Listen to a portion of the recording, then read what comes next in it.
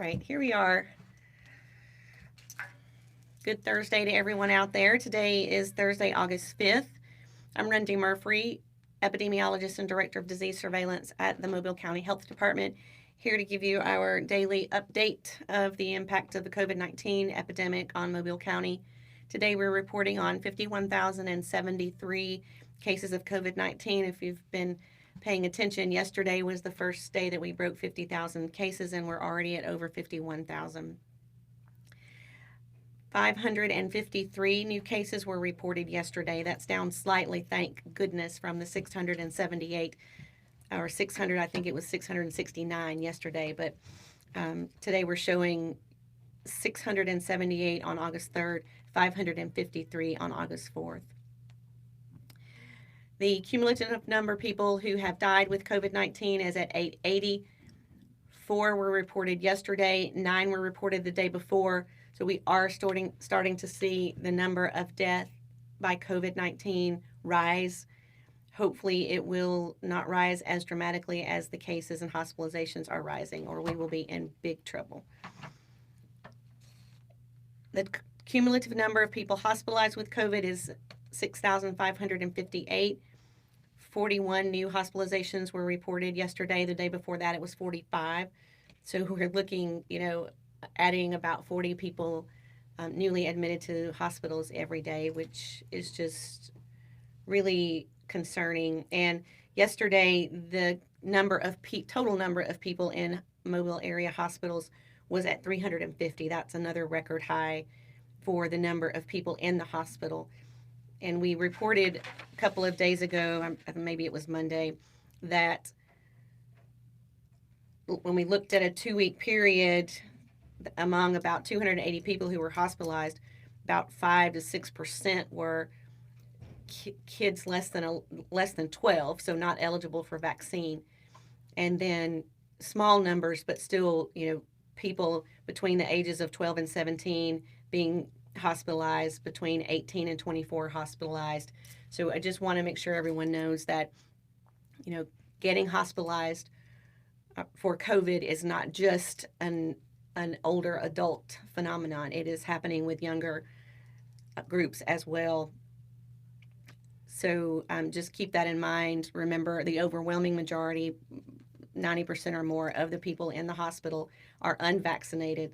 Same goes for the number of cases and the number of deaths. It's a very high proportion of people that are unvaccinated.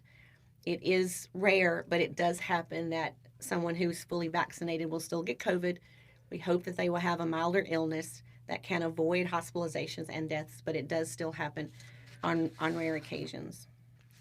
We were going back to see how close we were to getting over COVID.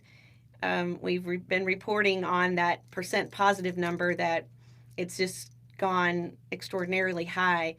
When we look at the percent positive by month, in March, we were down to 4%. In April, stayed at 4%. In March, stayed at 4%. Then in May. Then in June, dropped to 3%, which was so exciting. And then July, up over 20%. So we were just really so close to feeling like we had conquered things. But of course, thanks to Delta and extraordinarily low, surprisingly low numbers of of vaccination, our community is just unable to cope with the current outbreak. So a real failure on the part of our community to do what we needed to do to try to slow COVID transmission in Mobile. So thanks to everyone who has gotten vaccinated. Again, COVID vaccinees are much less likely to have severe illness that will require hospitalization or lead to death. So you have done everything that you can do to protect yourself. Now that there is such rampant transmission, we need you to layer masking and physical distancing, because there's so much COVID transmission around town that even people who are vaccinated are at a higher risk of getting COVID because the Delta variant transmission is so high and so frequent. Let's see. I've got a couple things in front of me here that I was going to mention. So we opened yesterday, our Facebook Live. We were at our pop-up clinic at the Shops of Bel Air. It's in the old Forever 21 space. So our COVID-21 clinic. It's on the back side of the mall, and it's between Dillard's and H&M, or between Dillard's and the post office. In that corner, there's an entrance. Some people know that little corner because you can also there's an entrance to the food court there. So we were supposed to start at 2 o'clock yesterday. Staff started arriving around 11, and people started coming in the door not long after. So in total, we gave between 2 o'clock and 7 o'clock. Again, a few people made it in early. We tested 129 people. About 14% of those were positive. And we gave, I don't remember exactly how many vaccines. Is it on here? 48. Sorry? 48. 48. Mark is telling me that we gave a total of 48 vaccines at the new pop-up clinic at the mall yesterday. Things have been going very well there today. Today was the second day. We opened at 9. We had people there at 8. Please do not come before 9 o'clock. I've instructed the staff not to let anyone in until we have everything in order and our security and intake is in place to begin accepting people who want to get tested or want to get vaccinated. So we will be there tonight until 7, and we'll be there tomorrow again from 9 o'clock till 7 o'clock, and Monday through Friday next week. We'll have to see how our traffic looks like to know if these are the right hours or if they need to be modified slightly. We did see a little bit of a push, a rush after people, the traditional sort of, end of the day around 5 o'clock, started seeing a few more people come in. So we'll keep a close eye on that. There was a news release yesterday from the Alabama Department of Public Health imploring, begging, asking people, please do not go to the emergency department to get a COVID test. People going to the ED who do not require emergency health care are clogging up our system and making it more difficult for people who need emergency medical services to get those services. So please go to an urgent clinic, call your provider, go to a pharmacy around town that's doing testing, or come to one of our clinics. They seem to be pretty popular. You may have to wait a little bit, but we again provide free walk-in, no appointment testing, results while you wait at no charge to anyone. And we're seeing a lot of people bringing their children in to get tested, a lot of people bringing their entire families in to get tested, concerned because maybe they've had an exposure. And again, we're seeing about 1 in 3 people that we test are positive for COVID. So keep that in mind when you're out and about in the community. Everyone right now should be thinking about protecting yourself and your family. I get asked a lot about what are we going to do for kids less than 12. The only thing we can do is try to get everyone around them vaccinated, right? Everyone in their house, create a buffer, create a safe zone around your unvaccinated child to protect them. Have them wear a mask when they go to school or when they go to after-school programs. Limit their participation in group activities, including sports and social events. That's, keep them home when they are sick or when they are sent home or excluded from school because they may have been exposed to someone who had COVID. That's the only thing we can do. We are happy to see that more people are getting vaccinated. When people come in, I'm hearing they were on the fence, and now maybe fear of what's happening has caused them to come in to seek vaccination. Perhaps it's parents of children who are going back to school and they're concerned about transmission in schools. That's driving some people in. We're really encouraged by that, and we want people to keep coming to get the vaccine. We have plenty of vaccine. There's usually not a line to get a vaccine. You generally can walk straight in, complete your paperwork, and get your test. So, having said that, vaccine is still your first and most important line of defense against getting COVID. And if you are vaccinated and you are unfortunate enough to get COVID anyway, if you're one of those small percentages, you should have a less severe illness.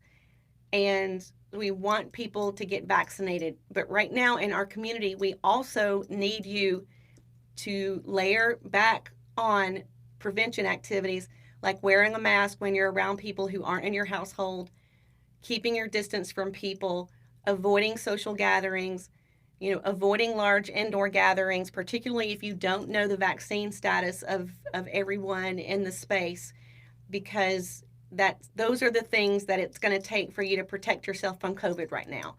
Because again, our rates of transmission are so high and it is so abundant in the community that a vaccine alone or a single prevention measure is likely not going to fully protect you. You need to layer on these protections to try to give yourself the best chance, and your family and your children the best chance of avoiding a COVID infection from this very highly infectious Delta variant.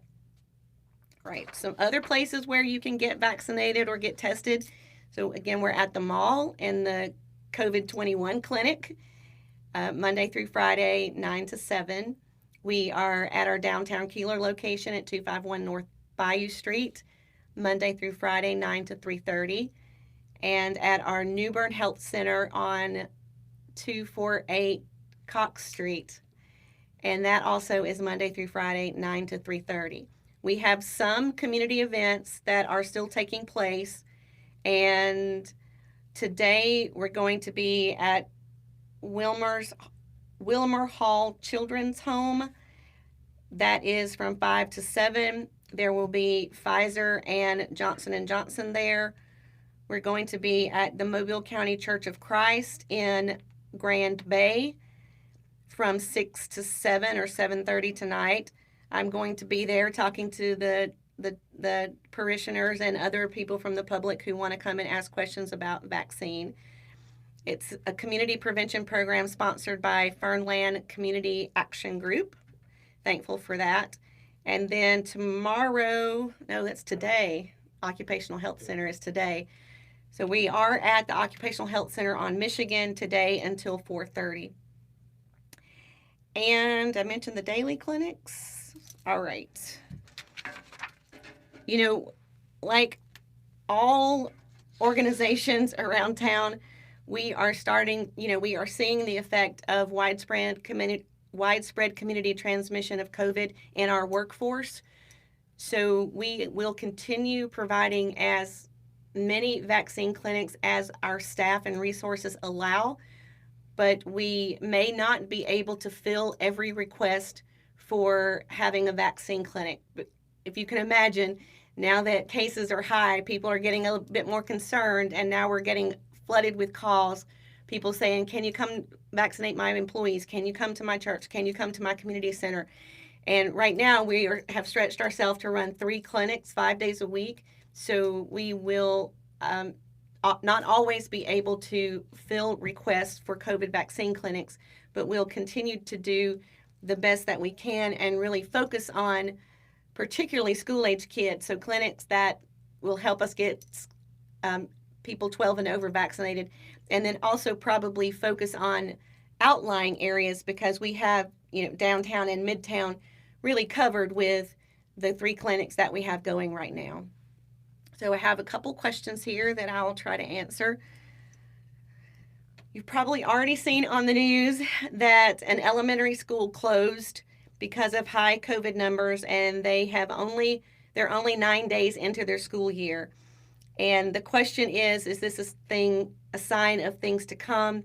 Is it something that school systems should prepare for?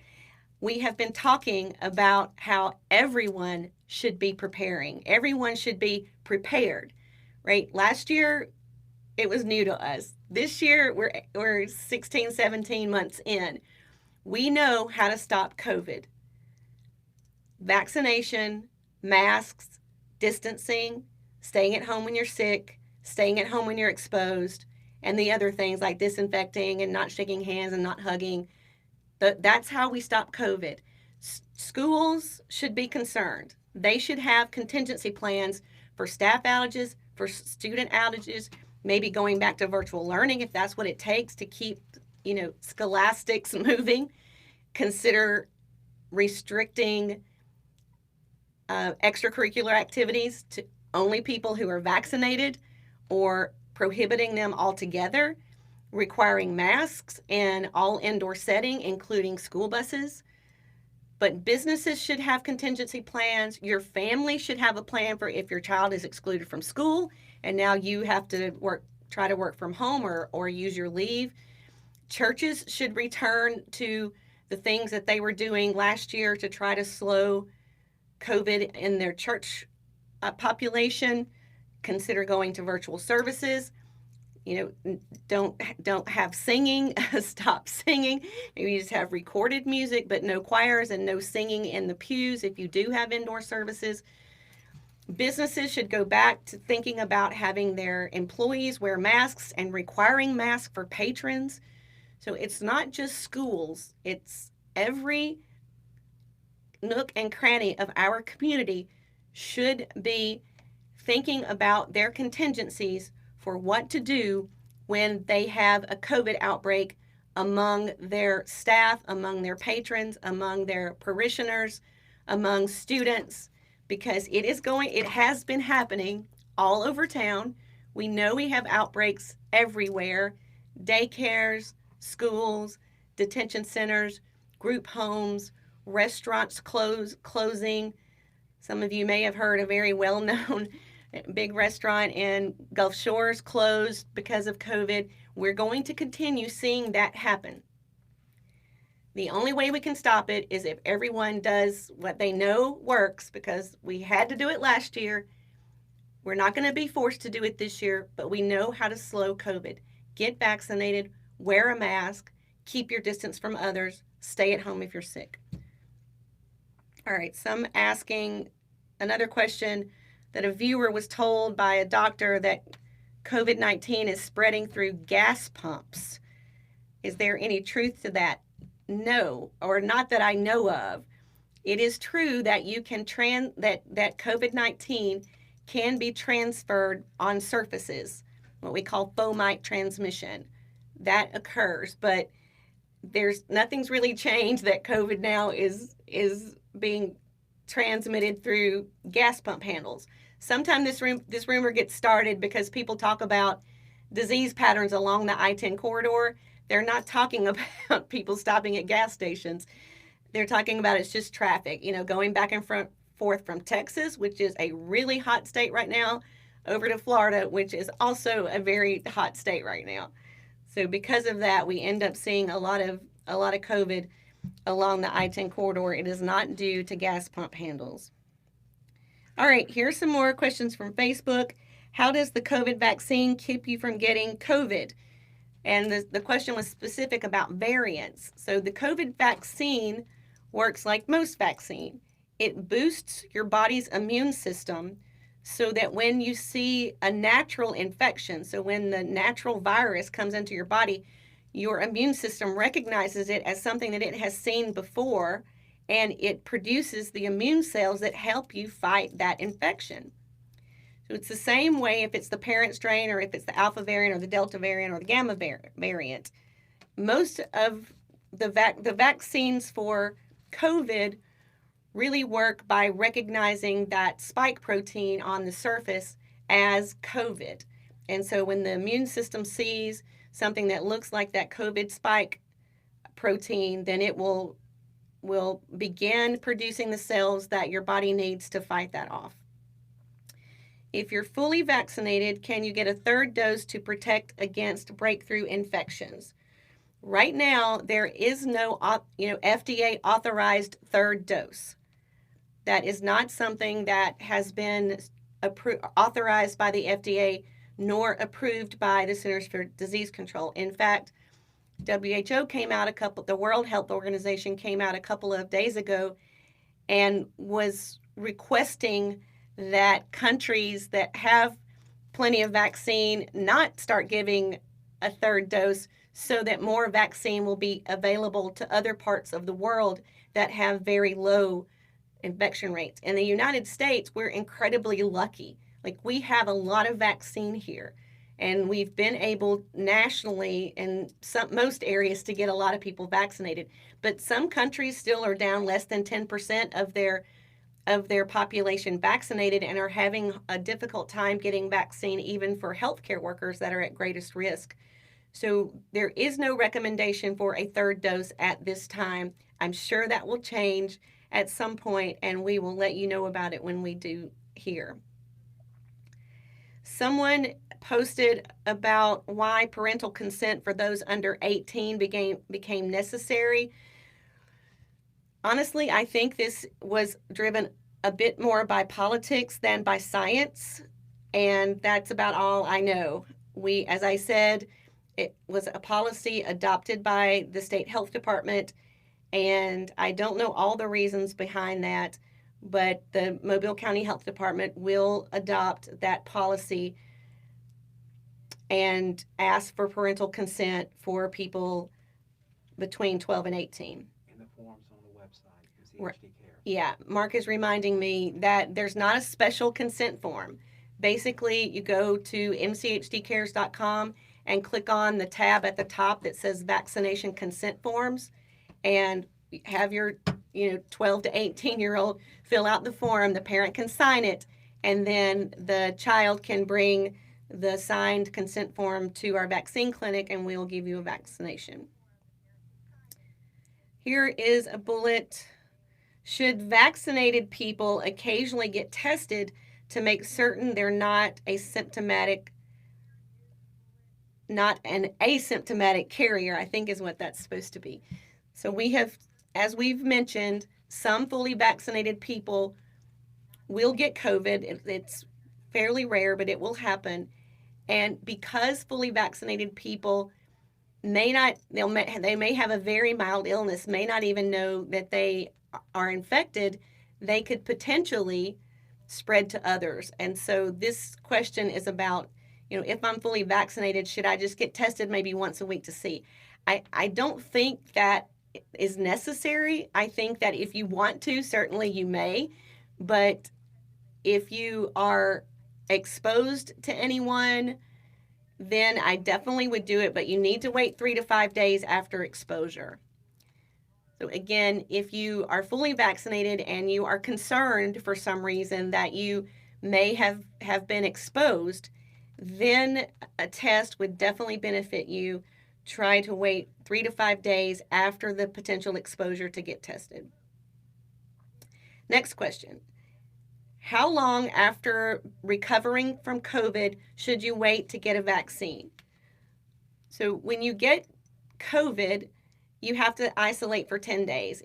10 days from your first symptom or 10 days from your positive test date. At the end of 10 days, if you are asymptomatic, you can discontinue isolation at home, right? Go about your business. That is when you can go get vaccinated, right? So no sooner than 10 days after you're COVID positive. How many cases were reoccurrences and non-vaccinated and vaccinated? I don't know in great detail the information on this. I haven't seen an update from the state health department this week. It may be in my inbox somewhere in the sea of emails that I will not be able to get around to until this weekend. The last time I saw data on this statewide, there were less than 2,000 infections among people who were fully vaccinated and more than 4,000 reinfections in people who were not vaccinated. So they got COVID once and got it again, or maybe got it the third time. And you should not take your chances. You should get vaccinated because, again, the vaccine will protect most of us from hospitalizations and death if we do get COVID. So full vaccination reduces your risk of infection and greatly reduces the complications, complicated disease that might require hospitalization or lead to death.